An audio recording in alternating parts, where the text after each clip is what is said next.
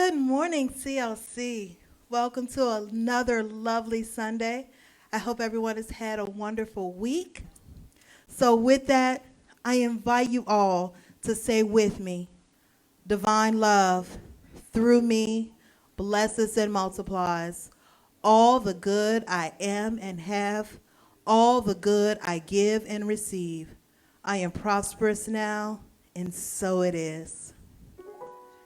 And now, in this moment, I invite you to relax. Let go of any worries that you may have going on, anything that happened in the past, anything coming up in the future. Just let it go for now. Allow your body to calm and still. Allow your mind to relax. Be present in this moment and just be here now. Universal love enfolds me. Universal wisdom inspires me. Universal spirit enlightens me.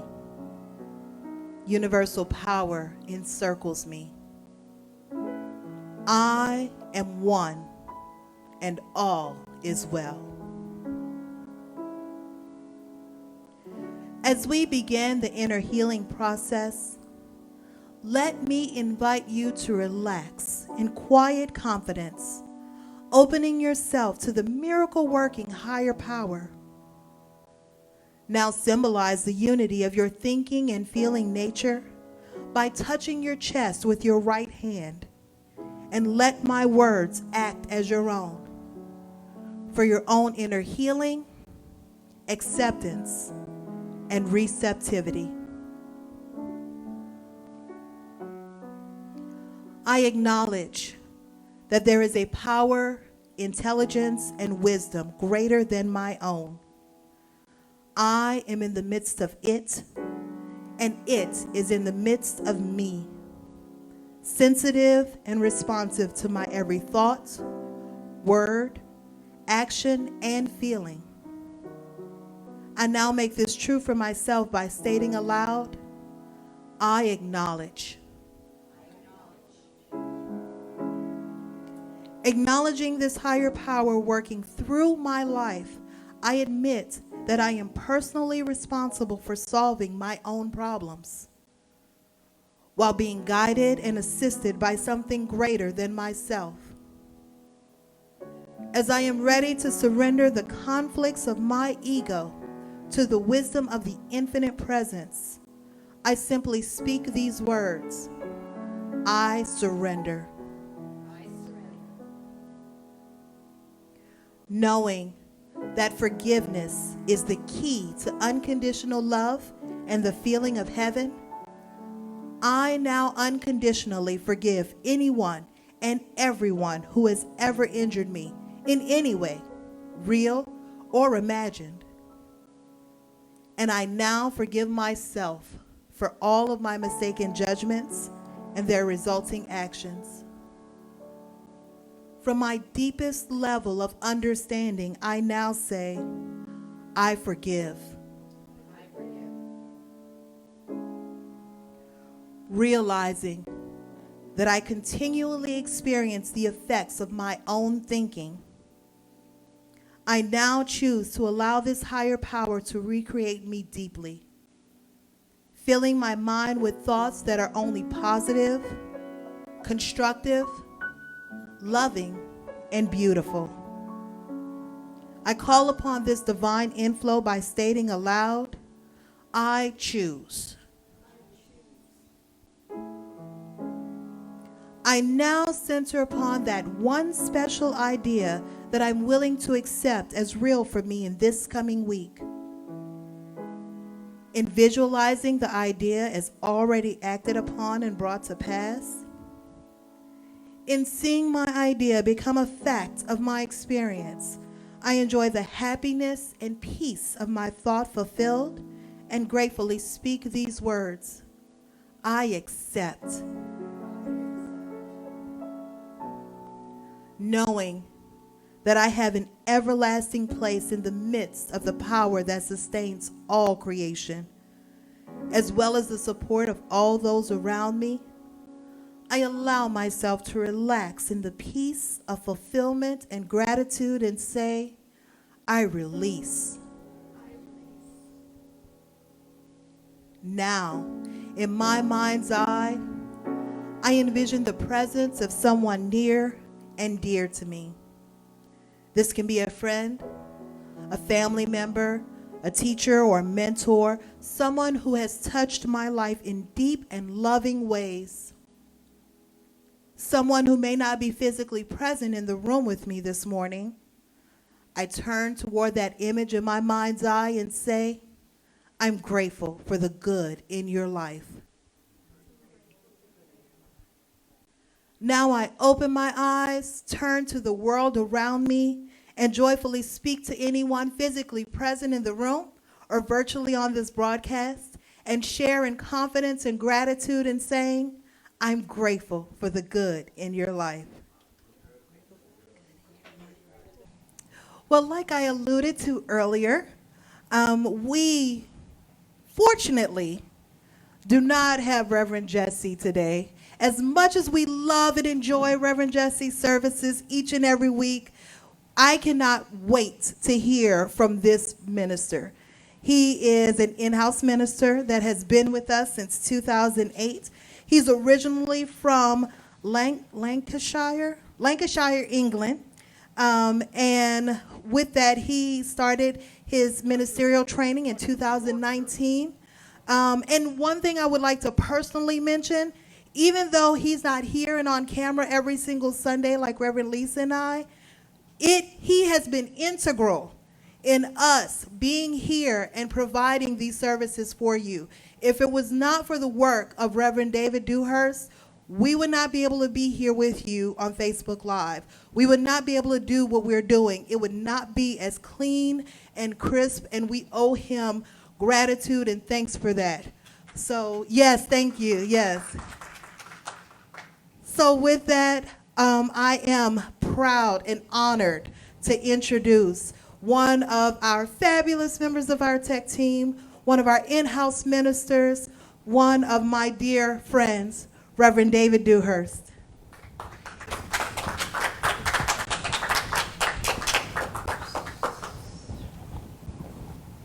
Well, thank you, Danielle. You sort of embarrassed me there, which means it's only fair I should embarrass somebody else. Is that right? I'm going to embarrass Barbara Dewhurst because she's here with me this morning. And she gave me my instructions on what I should do and what I shouldn't do. In fact, when I went through a rehearsal of this talk last night, she was giving me hints. No, don't do that, don't do that, do this, don't do that. And since I've got to live with her 365, I've got to take notes of what she said. But what I want to do is write on the tale of the wind that was sung by Jeffrey there. I want to actually thank everybody in this room because in some way, shape, or form, you've all been a really integral piece of my life. And I want to thank the team that's here every Sunday. There's Kenzie, Melody Tipton sometimes, Danielle, Lisa, Jeffrey, and most especially, I want to thank you, Dr. Jesse Jennings, because you've inspired me. I mean, you've really inspired me. And all of you, what you do is you allow me to sit down every Sunday morning in an easy chair with a cup of coffee, just enjoying myself, just listening to the music and listening to the talk with the boombox that I found because Barbara's a bit hard of hearing. Well, having said that and having thanked everybody, I am truly, truly grateful for everything that this center has done for me. It completely changed my life. It changed my life when I first came here and I first heard Reverend Dr. Jesse Jennings speak. The words that he spoke that changed my life, and the ones of you who watch me during the week know this. I was brought up Catholic, and I was brought up with sin, punishment, and guilt. But the very first Sunday I was here, Reverend Jesse said, there's no such thing as sin and punishment, but there is cause and effect. This is a universe of cause and effect. And we've seen the results of cause and effect this week in Florida. You know, there's still over 150 people missing in the building collapse there at Surfside. The inevitable questions always come up when this happens. That is, why can a loving God let this happen? Well, the answer to that is, we don't know. We don't know why the universe is structured the way it is, so that natural disasters happen, sometimes man-made disasters happen, people suffer. We truly don't know the answer to that. But we do know this: it is not punishment from some anthropomorphic God. It isn't punishment rained down by God. It isn't anything to do with the devil, because in this teaching we don't believe in the devil. But what we can do from this distance, and Florida is quite a distance from here, we can hold them in prayer, which is what we're always told to do here, which is to take the high road. When you hold things in prayer and you put it in human consciousness, you change the whole race mind. We can send goods, we can send money, we can help in that way. And what we can do is just know in our prayers that there will be a good outcome for all these people. We can know peace for them. So that's something that we can do. Now, getting onto the subject of today's talk. Many years ago, I was a facilitator with Bob Proctor. Some of you may have heard of Bob Proctor, some not. He's an international guru on self-help, and I was privileged to work with him. 2 or 3 times a year, we'd have a facilitators gathering, and usually it was in Phoenix. Occasionally it was in Toronto, but often it was in Phoenix. And this particular time in Phoenix, different facilitators were giving presentations, and one of them stood up, and she was fully experienced, and she said, "Well, are you a human being, or are you a human doing?" Well, I never heard this before. I'd never actually put these two things together, and that really kind of takes me back to my childhood. But what I did first of all was go into myself and think, well, am I a human being? Am I a human doing? I was brought up as a Catholic, as I mentioned earlier. My mother was incredibly devout. Every single day of her life that she could, she went to Mass. She had a lot of good religious practices. And these religious practices were things that I picked up. So I picked up a lot of good things early on in life. On the other side of the fence, I had a lot of relatives who were really into the doingness of life. I had an uncle, Jim, who was technically a Catholic. He went to church. However, his main focus on life was making sure that I got opportunities that he missed. My father died when I was 4, and he became essentially my pseudo-father. So he was determined that I would get a good education, that I would go to a good school, that I would get a good job, and that I would enjoy all the things he did not enjoy.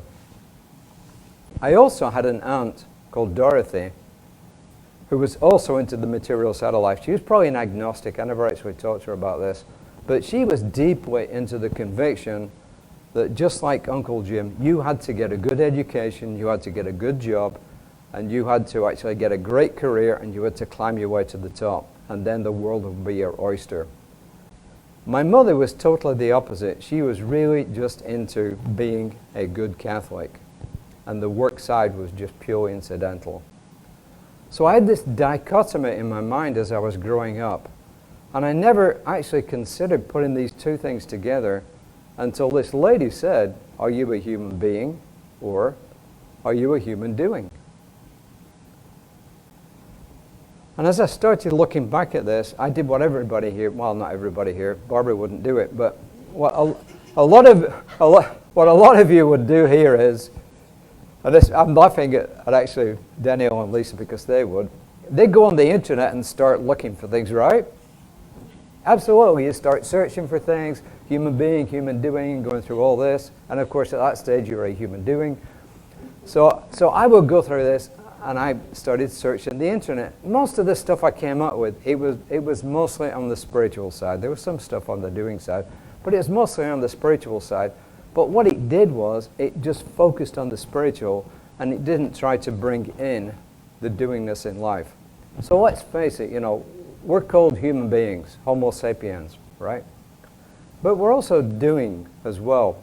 You cannot live in this world, in this plane of existence, without doing things, or you'll just fade away. So you have to find a balance somehow. Well, the balance, excuse me, I'm not like Reverend Jesse. I don't remember every single thing in here. So I have my crib sheet, which I can show you. I've got my crib sheet. This is condensed down from 9 pages of double-sided. Anyway, but I promise you, I won't keep you that long. I was in Holland once at a mass, and the priest came on one day, and there was some big event going on that day, and he said, "Do not worry, this sermon's going to be mercifully short."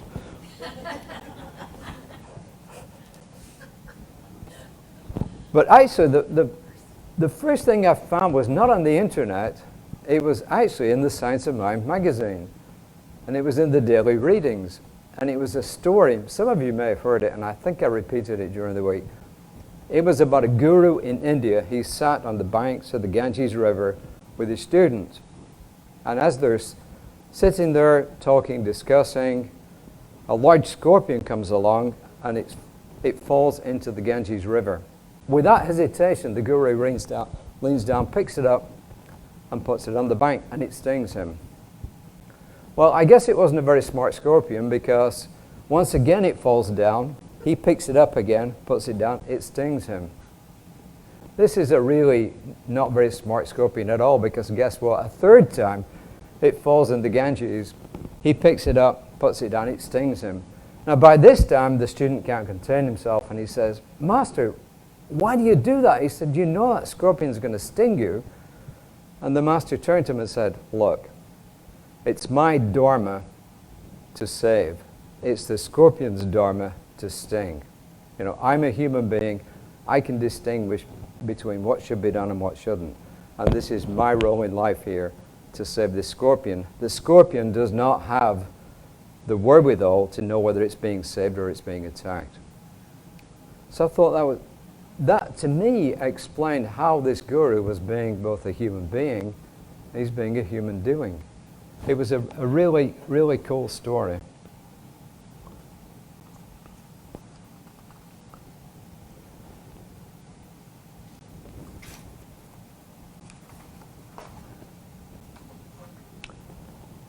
Well, going back to my childhood and where I arrived at with this question about being a human being or a human doing, what I started to do, I started to look at the mystical side of things.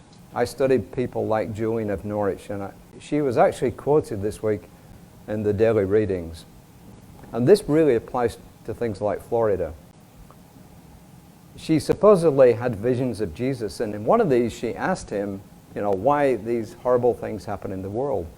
And he said to her, "All shall be well, and all shall be well, and all manner of things shall be well." So this really applies to what went on in Florida. How it applies to us today is to know that beyond all the things that we understand, you know, we are essentially founded in love. Any mystic will tell you that love is the basis for everything. So why does this matter? It matters because what counts in life is where we are coming from. It really matters that we recognize in ourselves that we come from a place of love. And Ernest Holmes and other mystics, and he was a mystic, he wasn't just a teacher, he was a mystic, will tell us that this needs to be the basis from which we come. So to be a human being, we have to start in love. When Jesus was asked what the greatest commandments were, he said, love God, love your neighbor, love yourself. If you look at that triad there, one thing you have to realize is this, that in order to love God, in order to love your neighbor, you've got to begin by loving yourself. And being a human being means that you have to start from that basis. The thing that I've found in Science of Mind and in New Thoughts and similar teachings is it teaches us that it's really, really important to learn how to love and accept yourself. Because if you cannot learn to love and accept yourself, you cannot learn to love and accept other people, and you definitely cannot learn to love and accept God.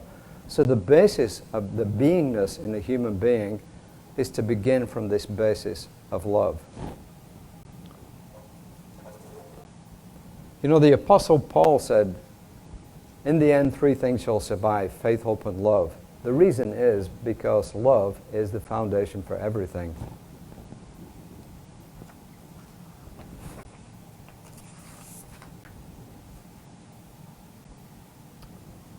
So I'm going to actually read. Jesse cribs and reads sometimes. I can crib and read, right? Yeah, he's going through it. You know. In Luke chapter 10, verses 38 to 42, this is from the New International Version. As Jesus and his disciples were on their way, he came to a village where a woman named Martha opened her home to him. She had a sister called Mary, who sat at the Lord's feet listening to what he said. But Martha was distracted by all the preparations that had been made. She came to him and asked, "Lord, don't you care that my sister's left me to do the work all by myself? Tell her to help me." "Martha, Martha," the Lord answered, "you are worried and upset about many things, but few things are needed, or indeed only one. Mary has chosen what is better, and it will not be taken away from her." So Jesus didn't tell Martha she was wrong. What he was telling her was that her focus was in the wrong place on that day at that time, that things would take care of themselves. He was telling her just for a while to put aside the doingness and be in the beingness.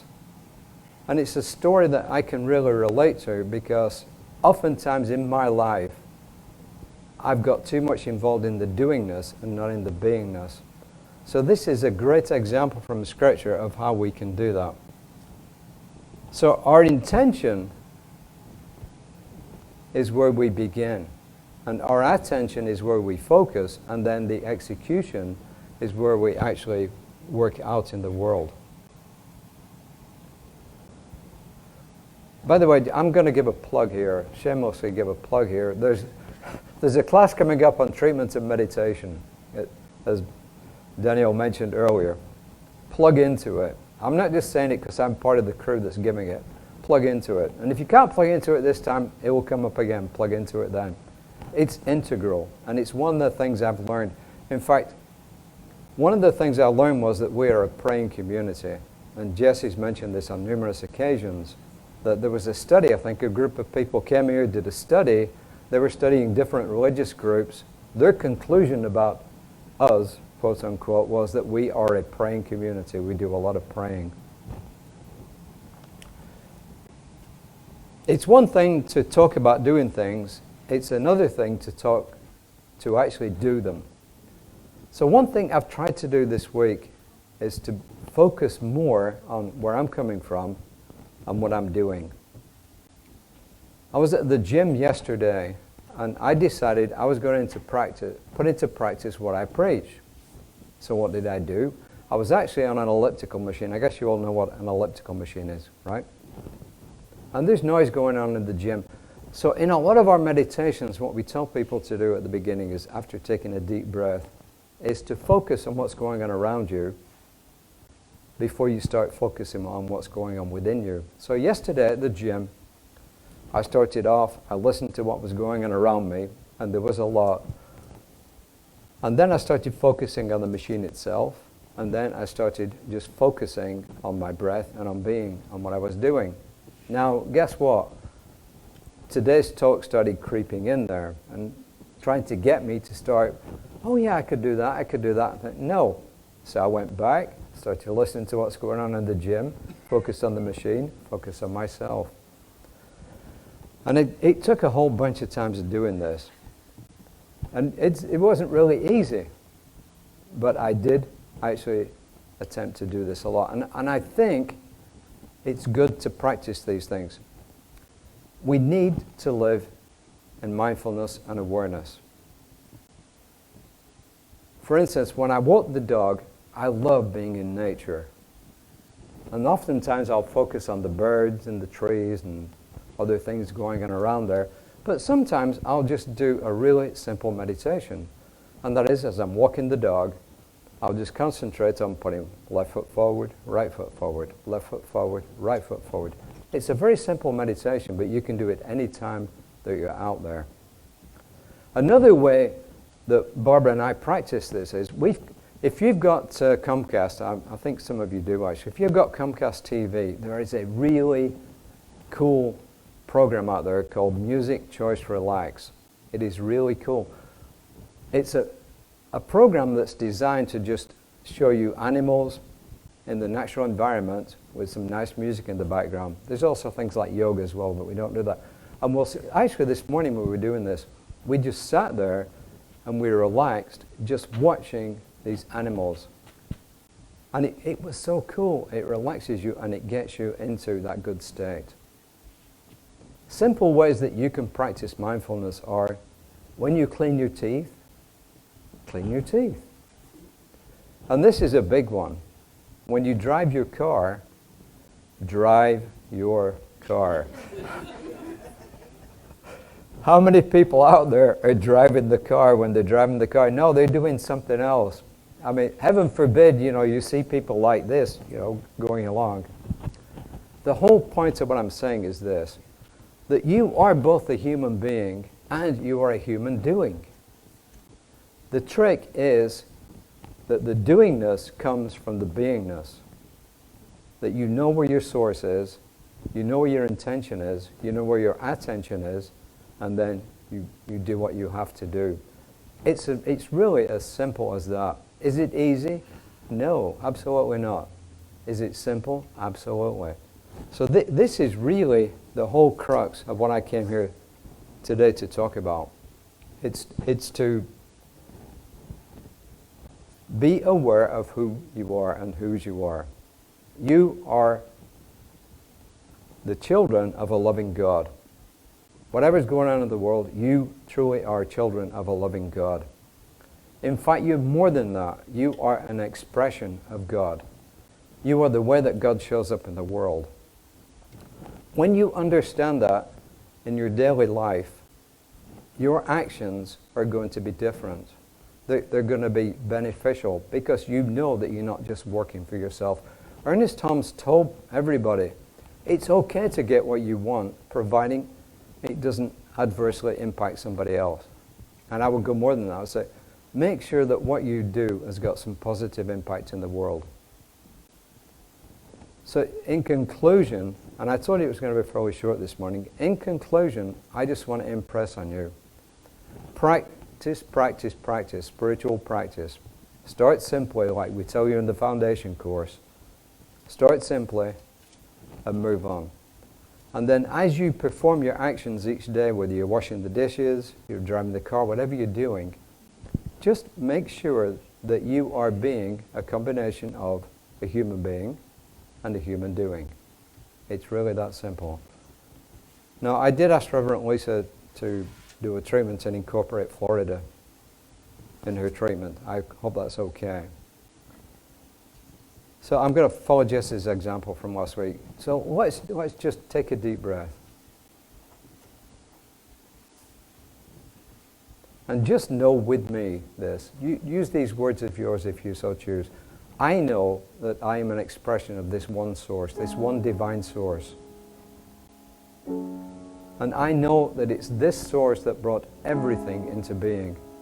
And it's this source that enabled me as a human being to think and to feel and to reason. It enabled me to know that I know.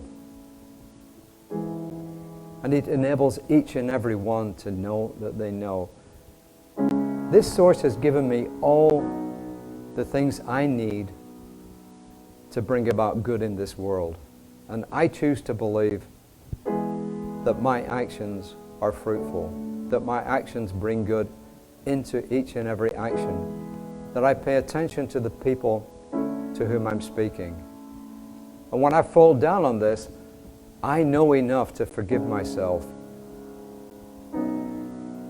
I know enough to know that I love myself. And I am truly grateful for all the ways in which I can show up in the world, in which I can be a human being and I can be a human doing.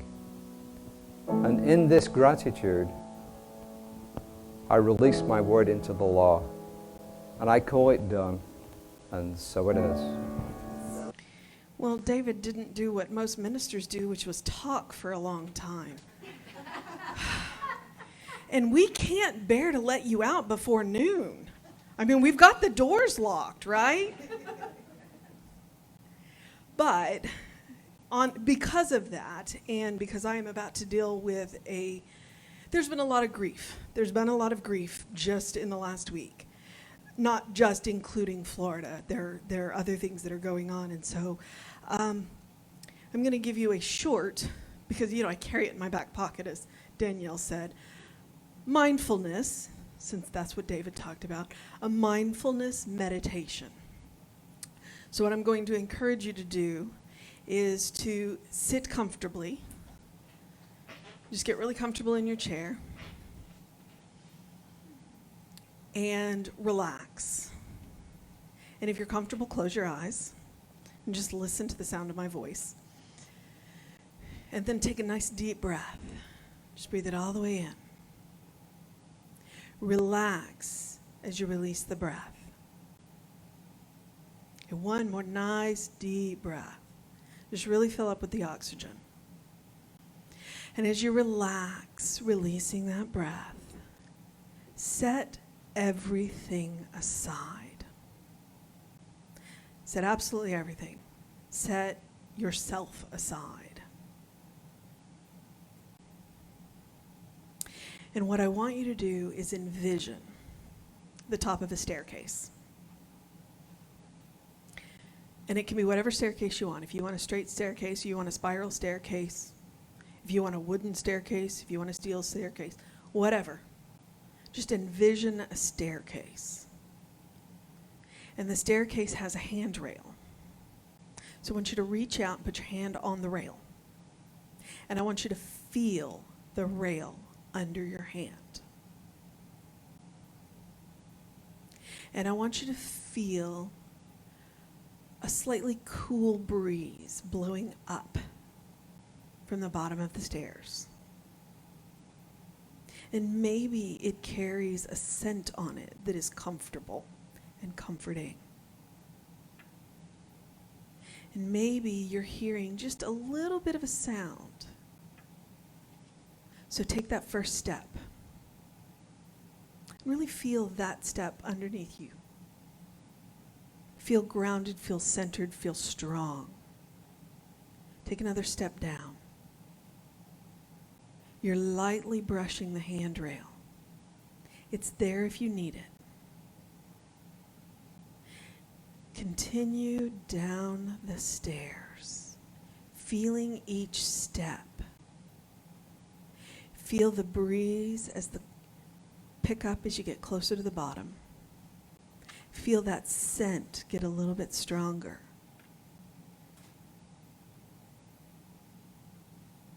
You're comfortable. It's a comfortable temperature. You're safe. You've now reached the bottom of the stairs. And you step from the staircase into the grass.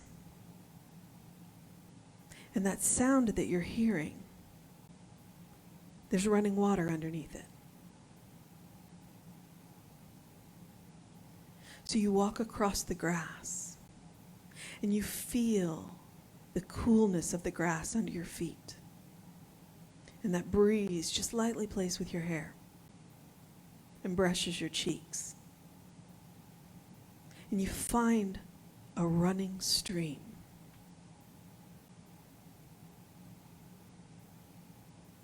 And it sings to you and it talks to you and it laughs with you as it moves over the stones. And if you choose, step into the water. It's only ankle deep. And it's cool. And it caresses your ankles. And standing there, you feel everything that you need to let go of drain out of you into the water. It may start at your head and just sinks through you, down into your feet and out into the water. And it's carried away.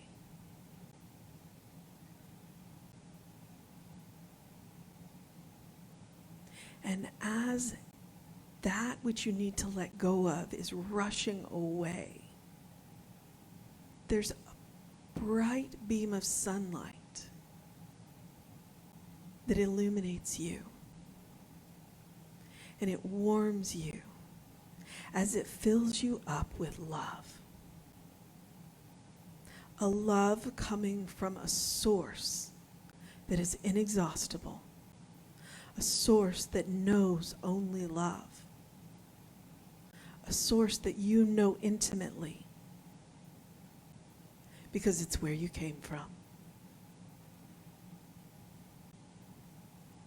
And when you feel sufficiently let go of and filled back up, step back onto the bank.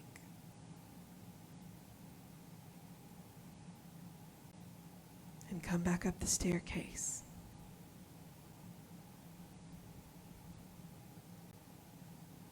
This is a place that exists only within you. This is a place that you can come to anytime when you need to let go or when you need to be filled up. This is a place where you meet God, and it's yours alone. And in knowing that place, I know that there is one life, one power, one presence, one love. I am a part of that presence. That power flows through me. That love flows through me, just as I know that it does each and every one of us. And so I speak my word now for the people of Miami, for the friends, for the families, for the rescue workers, for the first responders, for the rescue animals. I bring this love, this inexhaustible love, this clarity, this peace, the strength to do what they are doing as they work through this event, for the miracles that will happen, and for the grief. Grief is a human emotion, and it is the depth of our love. So I know for them in their grief, peace. I know for them comfort. I know for them the presence. The presence of knowing that there is one God. And that God, my God, their God, wraps its arms around them now and holds them as they move through this experience. And I know this love, this peace, with all of the gratitude in my being. And I relax, release, and know that it is so. And so it is. Say with me now, something wonderful is happening through me. Something wonderful is happening through me. I feel it in my body. I feel it in my body. I feel it in my mind. I feel it in my mind. I feel it in everything I am. I feel it in everything I am. I choose it. I choose it. I trust it. I trust it. I use it. I use it. And I love it. And I love it. And so it is. And so it is. Yay. Yes. Good job, David.